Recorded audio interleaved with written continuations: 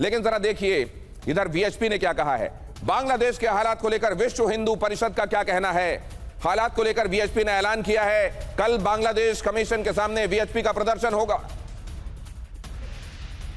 Bangladesh commission के सामने, high commission के सामने विश्व हिंदू परिषद प्रदर्शन करेगा।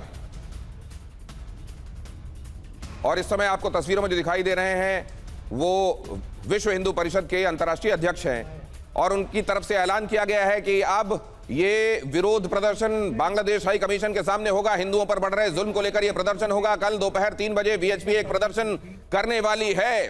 पहले भारत सरकार की तरफ से भी हाई कमिश्नर को बुलाकर कई बार इन मामलों में यह कहा जा चुका है कि यह सब चल क्या रहा है बांग्लादेश में और हिंदुओं की सुरक्षा सुनिश्चित किए जाने के संदर्भ में क्या किया जा रहा है। इन चिंताओं से भारत पहले भी अवगत करा चुका है, लेकिन अब विश्व हिंदू परिषद भी फोरफ्रंट में आ रहा है और उसका कहना है कि बांग्लादेश हाई कमीशन के सामने हम प्रदर्शन करेंगे।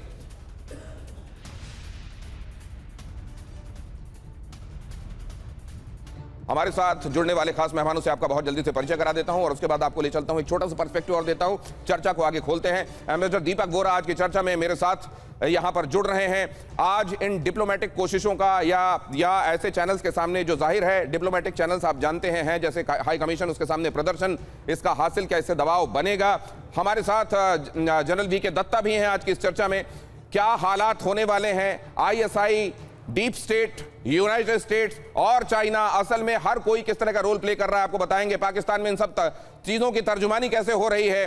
खासतौर से मुनीर ने जो स्टेटमेंट दिया, ये कहा कि अल्लाह ने हमें विजयी कराया, किसी एक संदर्भ में उन्होंने ये बातें की हैं, उसको भी थ्रेडबेयर समझने की कोशिश करेंगे। जावेद गफ्फारी हमारे साथ जुड़ रहे हैं, लेकिन शोएब चौधरी जो कि हमारे साथ बांग्लादेश से जुड़ रहे हैं, इन तमाम बातों को बांग्लादेश के भविष्य को लेकर कैसा मानते हैं। कहीं कोई सकारात्मक कोई एक ऐसी रे ऑफ होप दिखाई दे रही है या फिर यहां पर अंधकार ही है, उनसे जानेंगे। लेकिन जल रहा है बांग्लादेश फिलहाल तो जो दिखाई दे रहा है वो यही दिखाई दे रहा है कि तमाम ऐसी वजूहात हैं जिनको देखकर यही लगेगा आपको कि इस समय बांग्लादेश का अल्लाह हाफिज है।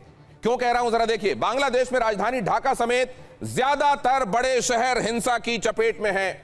ज्यादातर बड़े शहर, ढाका को ढाका नाम मिला जिनकी वजह से ढाकेश्वरी देवी, वहां इतनी जबरदस्त सिक्योरिटी लगानी पड़ रही है और वहां भी हर समय अंदेशा है कि न जाने क्या हो जाएगा। बांग्लादेश में शेख हसीना के विरोधी एक और नेता को गोली मार दी गई, तो यह समझा जाना कि वहां पर बदले हुए हालात में जो हीरो बनकर उभरे थे उनकी जान को खतरा नहीं है, ऐसा नहीं है, लेकिन उसको पोर्ट्रे ऐसा किया जा रहा है जैसे उनको मरवाने के पीछे कोई साजिश है, षड्यंत्र है और मौजूदा जो वहां का सेटअप है, डिस्पेंसेशन है, उसका कोई हाथ नहीं है। अब जरा ये भी समझिए कि जिसके हाथ में वहां इस समय लॉ एंड ऑर्डर की बागडोर है, क्या वो इसके लिए सीधे सीधे रिस्पॉन्सिबल नहीं है। वो उस्मान हादी का मामला हो या भी ये नया मामला, एनसीपी के खुलना डिवीजन के चीफ मुतालिब सिकदर पर फाइलिंग की गई।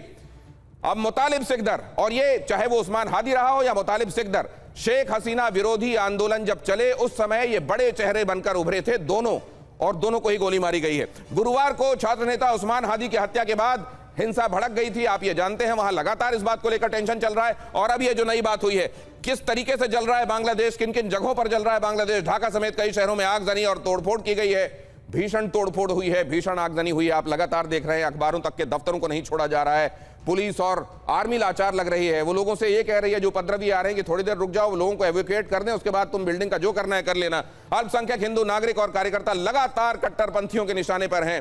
खास तौर से अल्पसंख्यकों को लेकर तो वहां यह स्थिति हो गई है कि उनको लेकर गारंटी के साथ कुछ भी नहीं कहा जा सकता। हिंदू युवक दीपू चंद्र दास की हत्या के बाद गोविंदा विश्वास के हाथ में कलावा देखकर यह तय किया गया यह हिंदू है, और उसके ऊपर देखिए हाथ में कलावा देखकर उस पर हमला किया गया, उसको पीटा गया। बांग्लादेश में जगह जगह इस्लामिक स्टेट के झंडे भी लहराए जा रहे हैं, इस्लामिक स्टेट के झंडे भी लहराए जा रहे हैं, जगह जगह आग लगी हुई है और ऐसा लगता है कि यहां कोई केयर टेकर गवर्नमेंट नहीं है। पूरी कंप्लीट एनार्की इस समय बांग्लादेश में दिखाई दे रही है। ऐसे में मैं एम्बेसडर वोहरा आपके साथ शुरुआत करना चाहता हूं। ये अब एक अंतहीन ये अंधड़ के हवाले हो गया बांग्लादेश क्या? बहुत बहुत धन्यवाद, थैंक यू वेरी मच। आपके साथ होने में बहुत अच्छा लगता है, बहुत कुछ सीखता हूँ और आप कितने स्पष्ट रूप से बताते हैं। और फिर जनरल साहब हैं, बाकी हमारे एक्सपर्ट्स हैं। शुरुआत करता हूँ सर, ये जो शरीफ उस्मान हादी जो कहते हैं बहुत प्रोमिनेंट था जब एंटी शेख हसीना राइट्स हुए थे, इसको ढाका में गोली मारी, सिंगापुर क्यों ले गए थे? 5 घंटे 45 मिनट कोलकाता है, क्योंकि पोस्टमार्टम नहीं कराना था, वो मर चुका था।